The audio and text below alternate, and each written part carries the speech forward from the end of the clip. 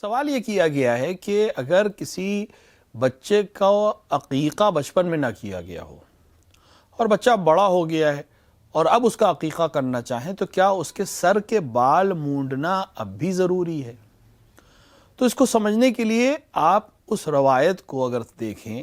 یا اس عمل کو اگر ہم دیکھیں جو رسول اکرم صلی اللہ علیہ وآلہ نے امام حسن اور امام حسین کی ولادت کے وقت انجام دیا، وہ دو عمل ہیں۔ یعنی ایک عمل ہے سر کے بال اتارنا اور اس کے برابر چاندی یا کوئی چیز صدقہ دینا،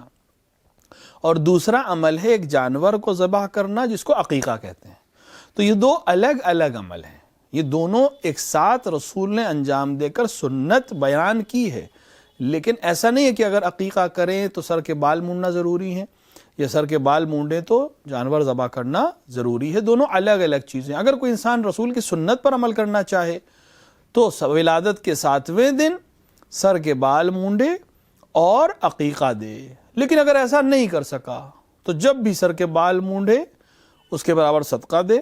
اور عقیقہ کرے، یعنی ایک جانور بچے کی طرف سے ذبح کرے اس کی خاص دعاؤں کے ساتھ۔ اب اگر کوئی انسان بچپنے میں اس کے بال نہیں مونڈے گئے یا بچپنے میں عقیقہ نہیں کیا گیا، تو اگر اب اس کو بڑے ہونے کے بعد عقیقہ کر رہے تو ضروری نہیں ہے کہ اس کے سر کے بال دوبارہ تراشے جائیں۔ عقیقہ کرنے کے لیے بال کا تراشنا ضروری نہیں ہے، صرف جانور کا ذبح کر دینا اس کے شرائط کے ساتھ اور اس کو مومنین کے درمیان تقسیم کر دینا یا پکا کے کھلا دینا کافی ہے۔